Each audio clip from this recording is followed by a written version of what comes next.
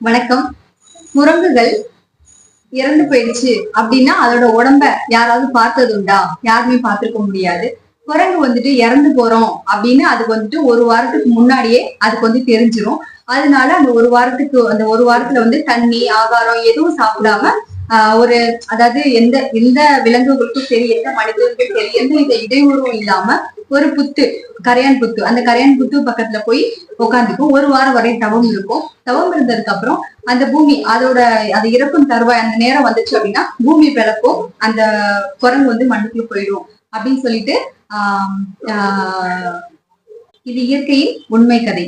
இதுக்கு முன்னாடி எனக்கு தெரியும் அப்படின்னாலும் நீங்க கமெண்ட் பாக்ஸ்ல சொல்லுங்க. இது வந்து ராமரிடம் ஆஞ்சநேயர் தவம் இருந்து பெற்ற வரம்.